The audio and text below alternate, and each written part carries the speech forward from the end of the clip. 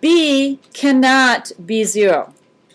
For it to be an exponential function, B can't be 0 because then all of this would be 0. And that just won't give you anything. Won't give you an exponential function for sure. Okay? A is your starting amount.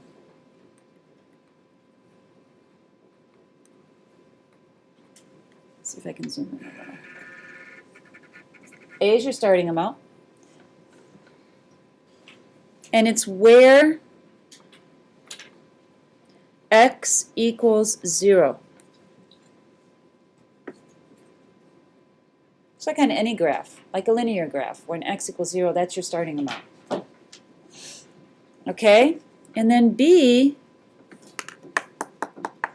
trying to think of the best wording for this, is what the function is being multiplied by each time. What the function is being multiplied by each time.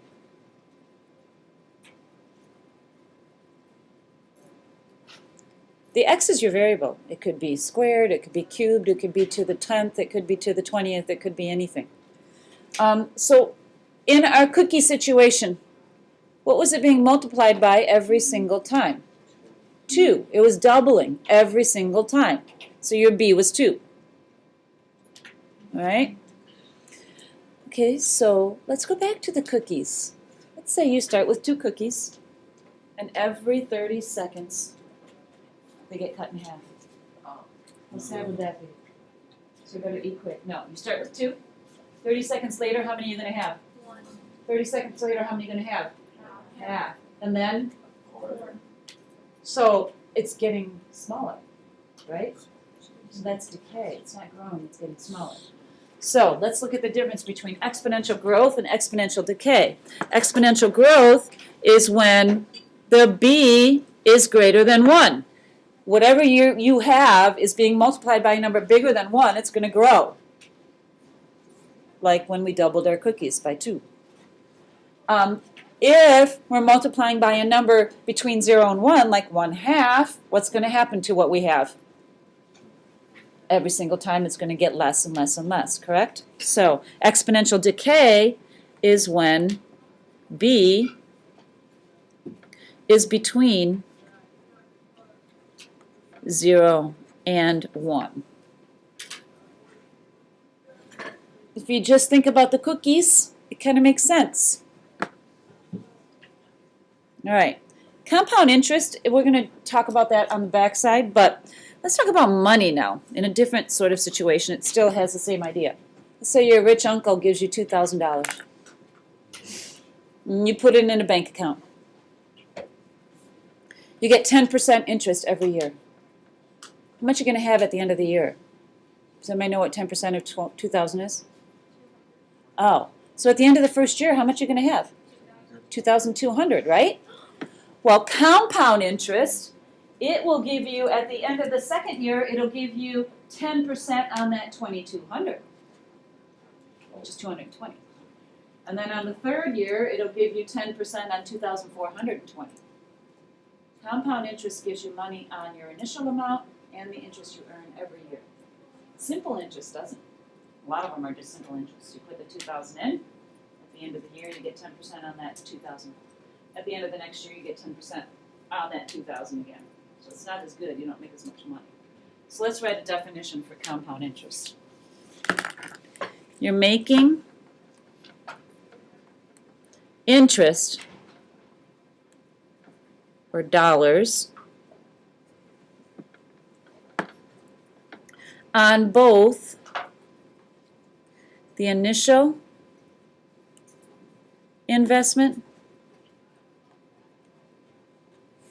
and previously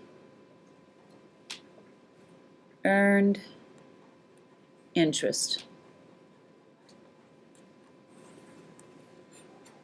Making interest, or dollars, on both the initial investment and previously earned interest.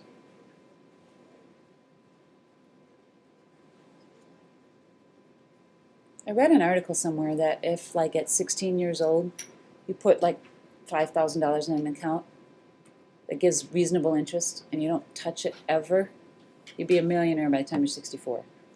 Have you heard that before? I don't know if it's true or not, but it's an interesting idea. The hard part is not touching it ever. You can't take anything out ever, not even 10 cents, or it screws up the way everything climbs. So I thought that was kind of interesting. I don't know if it's true, but interesting. All right, let's use this information right now, the exponential growth and decay and this equation. We're going to do this on the backside. So we have to tell whether the table represents an exponential function. If so, write a rule for the function. A rule means an equation. A rule means an equation.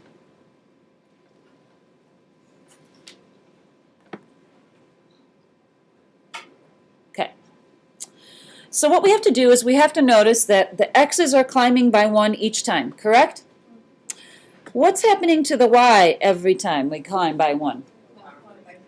Oh, it's being multiplied by 3, isn't it? Every single time. Times 3, times 3, times 3. When it's being multiplied by the same number, it's a what kind of function? Exponential. Linear is adding or subtracting, Chuck. Okay? So yes, it is exponential. And is it going to be growth or decay? Growth, yeah, because everything's getting bigger rapidly, and I just want to identify that it's growth. As we're multiplying by 3 every single time. Now, if I have to write my function, remember this is the general form. What does the A stand for? Which is where? Oh, so my A would be what? 27. That's where my x is 0. My B is what it's being multiplied by each time. What number is it being multiplied by each time?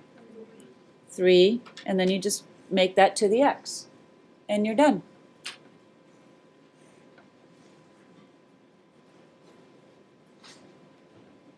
Okay? All right, let's look at this. You do this one. Decide whether it's exponential, what it's being multiplied by, and write the function. Take a second to do that, just like the first one we did. So first you decide what it's being multiplied by every time, then you find the initial amount, and then you can write the function. Or the rule, I should say, the rule. Okay, let's look at this one. This is going up by 1 each time. What's happening here? Divide by 5. It is being divided by 5. But when we're talking about an exponential function, we have to talk about multiplying. So can I say, instead of being divided by 5, that it's being multiplied by something each time?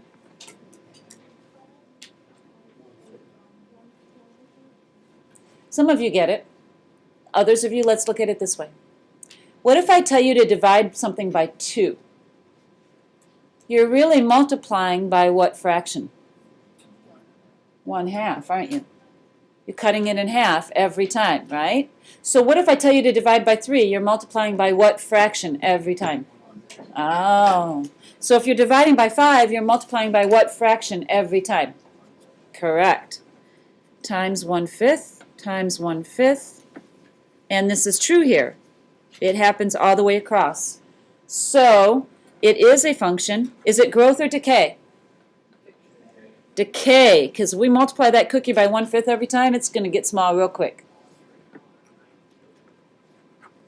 So let's write the function. What's the starting value? 1, and it's being multiplied by 1/5 every time to the x. Do you have to write the 1 here? Not really. But we'll just do it for our purposes today.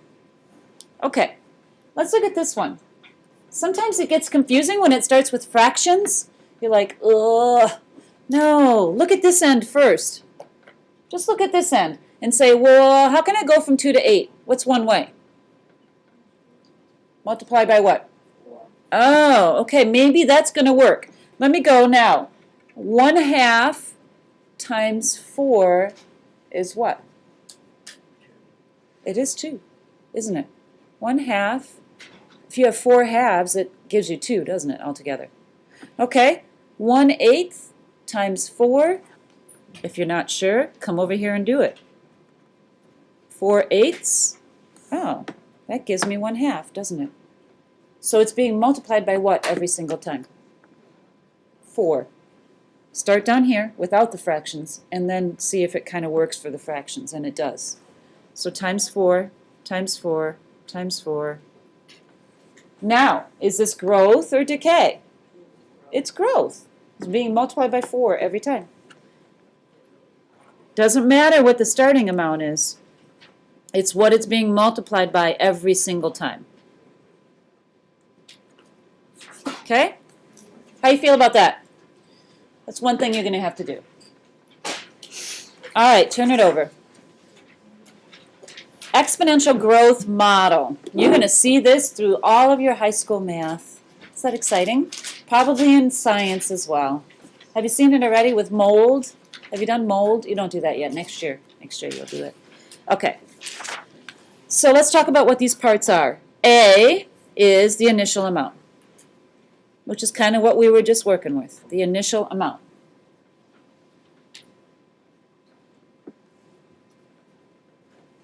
R is the growth rate. The growth rate, which is a percentage in decimal form. That's why I had you convert in the warm-up. You have to put the percentage in decimal form for this. All right. 1 plus R is the growth factor. It's how much it's growing by every time. You have to add 1 and R together. It's always going to be bigger than 1. That's what makes it a growth model. Okay? And T is the time period, or just time, however you want to look at it. Alrighty. Hey, guess what? You get to practice story problems quite a bit tomorrow. They're not bad, though. All right. The owner of an original copy of a 1938 comic book sold it at an auction in 2005. The owner bought the comic for $55 in 1980. The value of the comic book increased at a rate of 2.8% per year. Okay. I'm going to go back and identify what I need to use this right here. So, $55. What is that in this equation? The initial amount. That's your A. That's your initial amount. The value of the comic book increased at a rate of 2.8%. What's that? My rate, my R. However, I'm going to write it as a decimal right away. 0.028. I think I have what I need to write the first part of the equation. So I'm going to write this, and I'm going to substitute in what I know. Right here it says, write a function that models the value of the comic book over time. Oh. You leave T as T to write the function. You don't put a number in for T yet. It says to write the function that you can put any time in. And that's why you leave T as T for this part. So I'm going to say, okay, I have y equals 55 times 1 plus 0.028 to the T.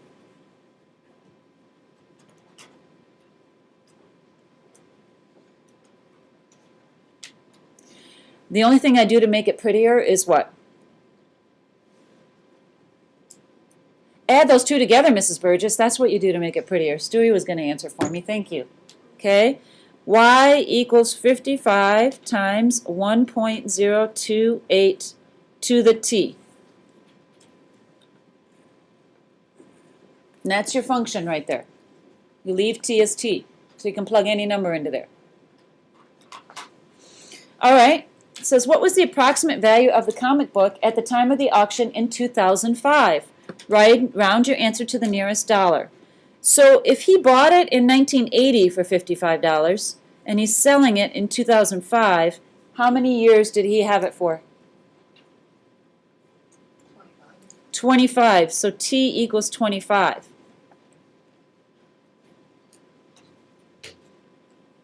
So into your function, you've got to plug 25 for T. Now let me show you how to do that on the calculator. This is what you're going to put on your calculator. To the 25. So you got a calculator? It might even be on there still, I'm not sure. Get a blank screen? Yes? And you go 55 times 1.028. And then if you want to do an exponent, you do this little like up arrow key here. I think I've showed you that before. You push that, and then you got a blinking exponent, and you put in 25, and then you push enter.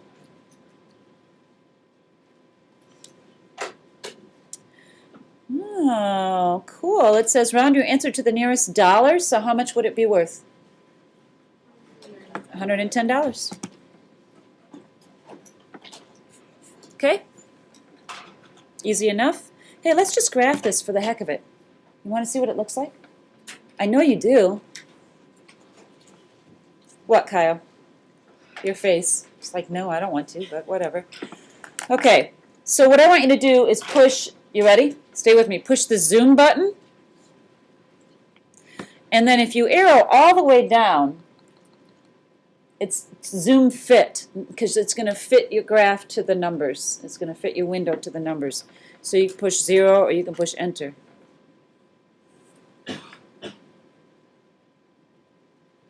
And there it is, exponential. See how the value of it grows quickly. Did you all get that? Uh-oh. Really? Oh, I know why. Never mind. Go here to y equals. We should graph it there. That's what my problem is. 55 times 1.028, and then I want you to raise it to the x. X is right here. X is right here next to the green button.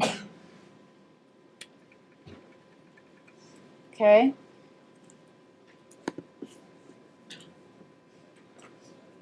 Oh, I don't know, 125. Sorry. It should be 125. Thank you. Okay? I have a question for you up here. I got a sneaky question. Are you ready? You guys want a sneaky question? I know you do. Y equals, write this down.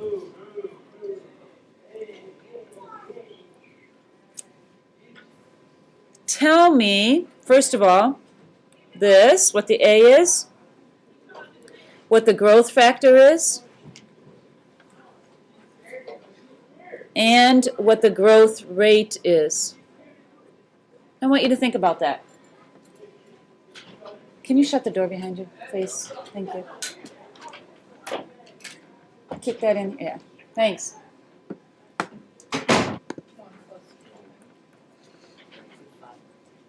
Yeah, it's 1 plus r, which here totals to 5, correct? But this is the tricky part. What's the growth rate? That means I want it as a percentage. What's the growth rate? What did we add to 1 to get 5? 4. How is that as a percentage? Huh? Mm-mm.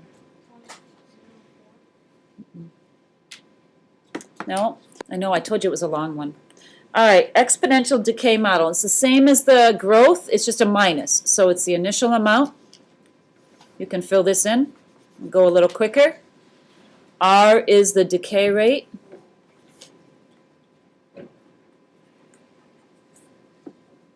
One minus R is the decay factor. And T is the time.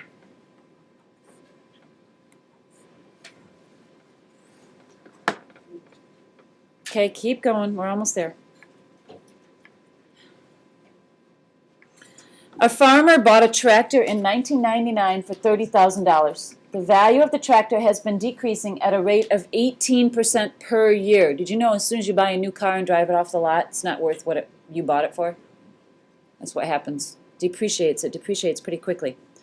Write a function that models the value of the tractor over time. That means if I write the function, I'm going to leave t as t, just to write the function. Now let's go back here and say, all right, $30,000 is my A. And it has been decreasing at a rate of 18%, so that's my R written as 0.18.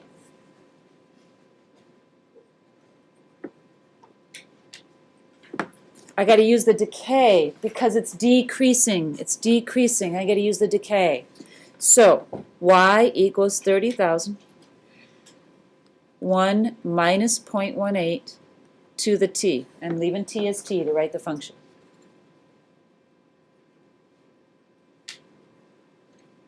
The last thing I got to do to make it pretty is subtract. What is 1 minus 0.18? Anybody know? What's 100 minus 18? Does anybody know? Yeah. Y equals 30,000 times 0.82 to the t. There's my function. I can plug any value of t into there and find out what it's going to be worth. All right, what's the approximate value of the tractor in 2005? So from 1999 to 2005 is how many years? 6 years. T equals 6. So I got to plug 6 into my function. Plug 6 into here and do it on the calculator and see what you get. Plug 6 into t and do it on the calculator and see what you get. But I got one more thing for you to think about. Oh, poor Kyle. He's dying back there. All right, I want to ask you a question. What if we want to know, you don't have to write this down, I just want you to think about it. What if we want to know when the tractor will be worth $5,000? How would you go about doing that? How would you do it? There's no right or wrong. Just tell me how you would do it. Katie.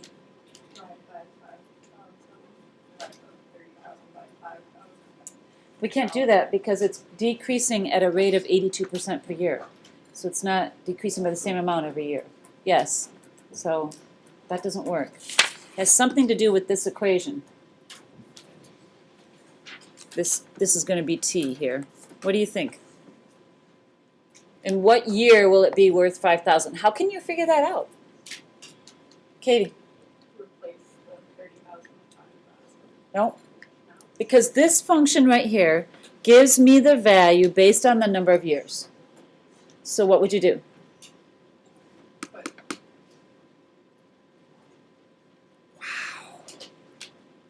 How about candy? To anybody else that might want to try and venture out. Katie gets to try. She gets candy already. Kyle? Yeah. Just stick in numbers for t and see when you end up with 5,000. So right now we know at 6 years it's worth 9,000. So am I going to go bigger numbers or smaller numbers to try it? Bigger. Okay? So let's try 8. Try 8. Plug it in your calculator. Try 8 for t. Thank you, Kyle. Thank you, Katie, for trying. To the 8th. Oh, no, wait. What do you get? You get 6,000 after 8 years. Are we at 5,000 yet? No. So what should we try? Let's try 9. Okay? Oh. At 9 years. It's going to be worth about $5,000. See? Plug it in and try. Okay? All right. That was a long one, wasn't it?